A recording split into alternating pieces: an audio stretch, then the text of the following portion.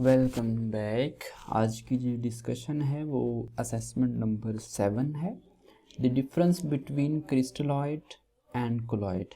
ये हमने अपने लेक्चर में बड़ी अच्छी खासी बात की है कि पार्टिकल साइज़ का डिफरेंस होता है। Which of the following is endothermic process. Endothermic mean के एनर्जी एंटर करवानी पड़ेगी। कंडेंसेशन प्रोसेस, कंडेंसेशन मतलब वेपर्स कंडेंस होंगे, इट्स मीन के वेपर्स की एनर्जी हाई है, जब कंडेंस होगा तो लो होगी, तो एनर्जी तो निकलेगी, ये एक्सोथर्मिक होगा। इलेक्ट्रोलिसिस ऑफ वाटर, वाटर की इलेक्ट्रोलिसिस करवानी है तो ऑब्वियसली कुछ ना कुछ एनर्जी देना पड़ेगी। हैबर प्रोसेस में भी एक्सोथर्मिक प्रोसेस होता है। फिर इलेक्ट्रोलिसिस ऑफ वाटर जो है इसको हम एंडो बोल सकते हैं, ठीक है, क्योंकि एनर्जी हमें देनी पड़ेगी, फिर ये इलेक्ट्रोलिसिस होगी। A liquid is found to scatter a beam of light but leaves no residue when passed through filter paper. The liquid can be described as, देखें कोलाइडल सॉल्यूशन की प्रॉपर्टी होती है, एक तो वो स्कैटर करता है बीम ऑफ लाइट को, जिसको हम टिंडल इफेक्ट बोलते हैं, और जब उसको फिल्टर किया जाता है तो उसके पार्टिकल उस फिल्टर पेपर में से गुजर जाते हैं, तो इसको हम कोलाइडल सॉल्यूशन का नाम देते हैं। इसी तरह which of the following is not endothermic. Not endothermic, enthalpy of atomization, यानी एटम बनाने हैं हमने, यानी एटोमाइजेशन करवानी है, इट्स मीन कि हमें एनर्जी रिक्वायर्ड है, यानी एटोमाइजेशन तभी होगी अगर एनर्जी हमें देना पड़ेगी, तो this process is basically endothermic, ठीक है, यानी ये एंडोथर्मिक है।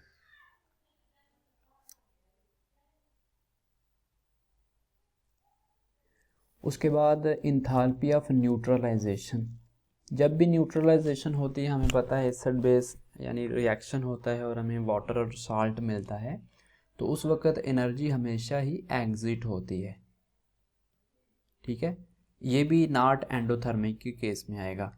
उसके बाद enthalpy of solution, enthalpy of solution जो होती है वो एंडो भी होती है और एक्सो भी समटाइम होती है, ठीक है, एक्सो एंडो दोनों हो सकती हैं। इंथैल्पी ऑफ एटोमाइजेशन तो ऑब्वियसली ये भी हो गई एंडो, ये एक्सो हो गई और ये एंडो एक्सो हो गई, और नॉट एंडोथर्मिक हमने फाइंड आउट करनी थी, which is not endothermic.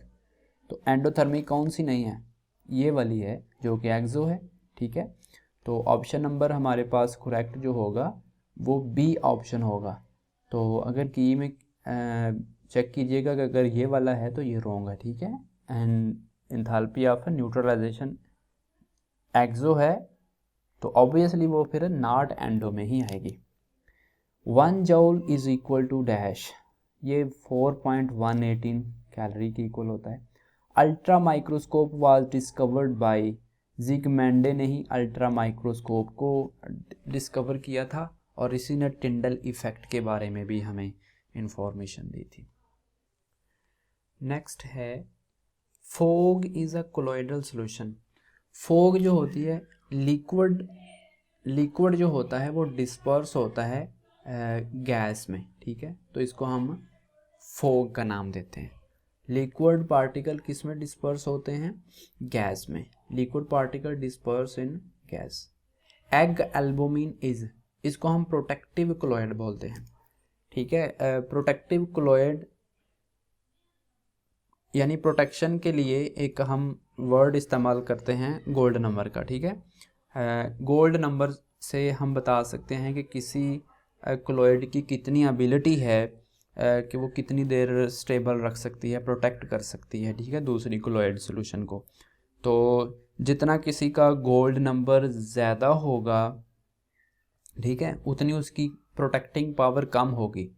Gold number जिसका जितना कम होगा उसकी प्रोटेक्टिव पावर उतनी ही ज़्यादा होगी, ठीक है, तो ये प्रोटेक्टिव कोलॉइड होते हैं। Emulsifier is a substance which emulsifier को हम स्टेबलाइज़र भी बोलते हैं, ठीक है, इमल्सीफायर यानी इमलियन को जो स्टेबल रखते होंगे। इमलियन क्या होती है, लिक्विड का लिक्विड के अंदर सोल्यूशन होता है, तो वो वाले का एलिमेंट्स जो इमलियन को स्टेबल रखने में हमें हेल्प आउट करेंगे।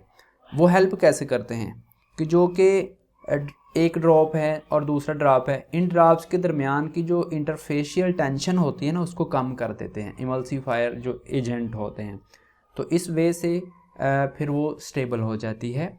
इसकी एग्जांपल्स में हम सोप्स हो गए, डिटर्जेंट्स हो गए, प्रोटीन्स हो गई या गम्स वगैरह हो गई, ये सारी की सारी इमल्सीफायर होते हैं या इमल्सीफाइंग एजेंट्स होते हैं। ठीक है, तो ये क्या काम करते हैं, स्टेबलाइज करते हैं इमल्जन को। इमल्जन क्या होती है, लिक्विड का लिक्विड के अंदर heat of neutralization of HCN and NaOH। देखें, अगर एक strong acid versus strong base neutralization होती है ना, तो उस वक्त -57.4 किलो जॉल पर मोल होती है। ठीक है, किलो जॉल पर मोल होती है। और यहाँ पे ये थोड़ा वीक है और ये स्ट्रॉन्ग बेस है। ठीक है, तो यहाँ पे ज़ाहिर है इसमें से थोड़ी कम आएगी, तो ये -45.1 किलो जॉल पर मोल होगी। और सम बुक्स में और कुछ जगहों पे ये -12 भी लिखी हुई है। ये वैल्यू जो है ये गूगल की है। ठीक है, किलो जॉल पर मोल। ठीक है, और अगर हम इसको कैलोरी में कन्वर्ट करते हैं तो इसकी वैल्यू 13.7 किलो कैलोरी होती है पर मोल।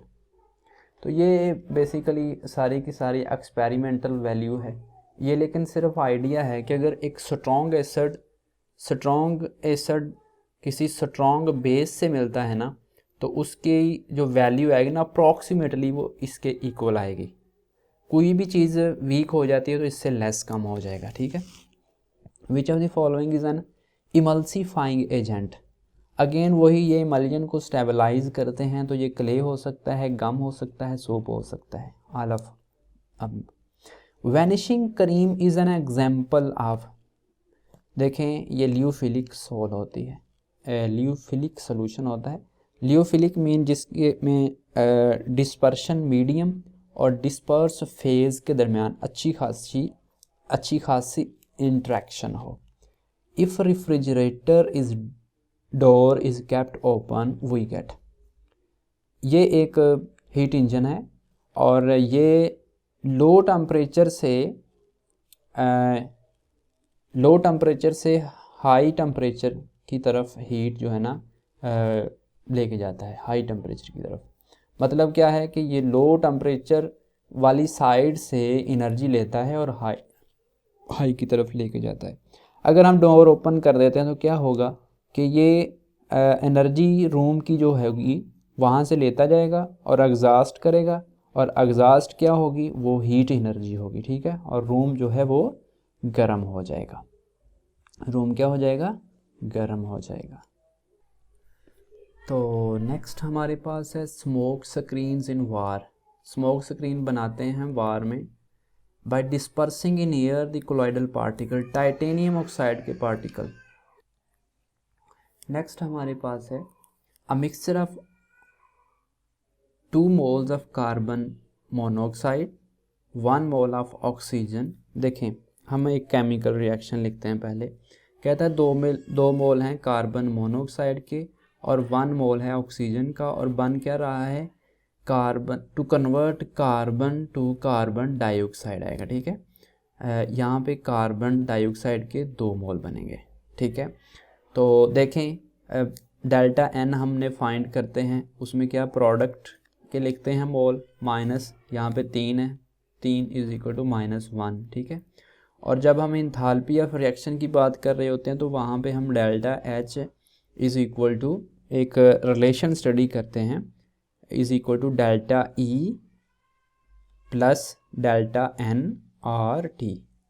और यहाँ पे delta E plus delta N जो है ये -1 है, तो -1 के साथ जब करेंगे तो आर टी, तो ये हो जाएगा डेल्टा ई प्लस यहाँ पे माइनस आ जाएगा, माइनस आर टी। ये आर टी उधर जाके प्लस हो जाएगा, delta H plus R T is equal to delta E. तो हमें इस इक्वेशन से भी नज़र आ रहा है कि डेल्टा एच में कुछ वैल्यू ऐड हो रही है, तो इट्स मीन कि डेल्टा एच जो है ये ग्रेटर है as compare to delta E. So option number delta H is greater than delta E. Next हमारे पास है molar heat capacity of water, यहाँ पे आएगा, ठीक है, water in equilibrium with ice, यानी H2O और आइस जो हैं वो दोनों एक दूसरे के इक्विलिब्रियम पे हैं और कांस्टेंट प्रेशर है। और मोलर हीट कैपेसिटी हमें इलम है कि वो अमाउंट ऑफ हीट होती है जो कि हम किसी सब्सटेंस में ऐड करते हैं उसका 1 केल्विन टेम्परेचर इंक्रीज़ करने के लिए, ठीक है। तो यहाँ पे चेक करें, प्रेशर जो है वो कांस्टेंट है, प्रेशर कांस्टेंट है, ठीक है। और हमने एक रिलेशन पढ़ रखा है, at constant pressure Cp is equal to delta H over delta T, ये रिलेशन हम पढ़ते हैं, ठीक है, एट कांस्टेंट प्रेशर। देखें, हमें पता है कि प्रेशर कांस्टेंट है, जितनी भी हम हीट सप्लाई कर रहे होंगे, जितनी भी हम हीट सप्लाई कर रहे होंगे वो सारी की सारी फेज़ चेंज में इस्तेमाल हो रही होगी, यानी वाटर से आइस, आइस से लिक्विड वाटर, यानी इक्विलिब्रियम पे है ना। तो यहाँ पे डेल्टा टी जो होगा वो ज़ीरो हो जाएगा, और इस इक्वेशन में डेल्टा पी ज़ीरो हो जाएगा तो ये इनफाइनाइट आ जाएगी value. So here heat capacity is infinite. Medicines are generally used in colloidal state because they are, हम मेडिसन को मोस्टली कोलॉइडल फॉर्म में इस्तेमाल करते हैं। हमने देखे नहीं सस्पेंशंस बनी होती हैं, जितने भी सिरप वगैरह हैं, तो वो क्यों हम उस फॉर्म में इस्तेमाल करते हैं, सिरप सारे के सारे सस्पेंशंस होती हैं, क्यों कि वो रेडिली असिमिलेटेड हो जाते हैं, आसानी के साथ क्या बोलते हैं कि हज़म हो जाते हैं इंसान जिस्म में जाके, ठीक है। नेक्स्ट है which of the following is not a state function. एक होता है पाथ फंक्शन, पाथ फंक्शन, और एक होता है स्टेट फंक्शन। अब पाथ फंक्शन का मतलब है जो पाथ के ऊपर डिपेंड करता है। तो यहाँ पे चेक करें तो जो हीट है ये पाथ फंक्शन है, ये पाथ के ऊपर डिपेंड कर रही होती है, बाकी सारे के सारे स्टेट फंक्शन है। Only heat is not a state function, it's a path function. In bump calorimeter the reaction is performed at constant volume के ऊपर perform करते हैं। Which of the following heat of formation indicates that product is less stable? Less stable मतलब high energy, high energy जिसका होता है उसको हम less stable कहते हैं। तो high energy कौन सी है यहाँ पे, -94 सबसे ज़्यादा स्टेबल तो ये होगी, फिर -231 सबसे ज़्यादा स्टेबल ये होगी, फिर उसके बाद ये होगी, उसके बाद ये होगी, और सबसे कम जो लेस स्टेबल होगी वो ये होगी, ठीक है, जिसमें सबसे ज़्यादा हीट है।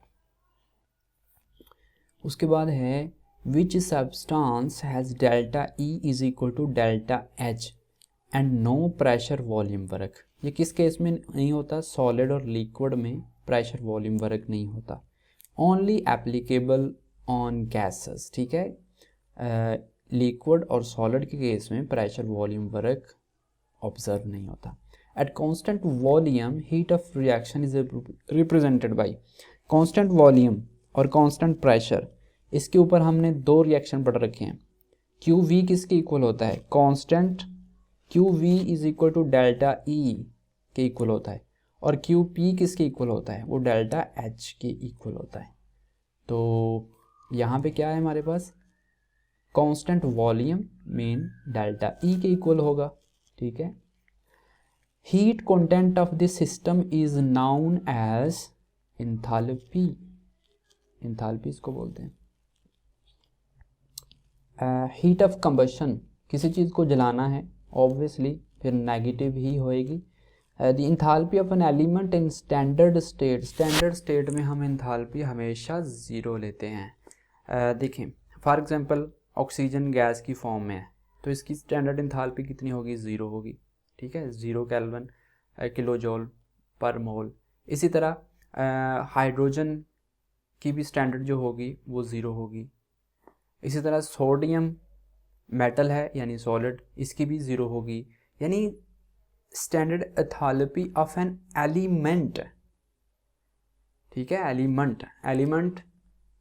एलिमेंट हमें पता है कि एटॉमिक फॉर्म में भी होते हैं और मॉलिक्यूलर फॉर्म में भी होते हैं। नाइट्रोजन भी ले लें, ऑक्सीजन ले लें, हाइड्रोजन ले लें, O3 ले लें, जितनी भी होंगे चीज़ वो क्या होंगे, उनकी स्टैंडर्ड एंथैल्पी हम ज़ीरो लेते हैं। और इसके ऊपर भी हम अच्छी खासी बातें कर चुके हैं अपने लेक्चर में।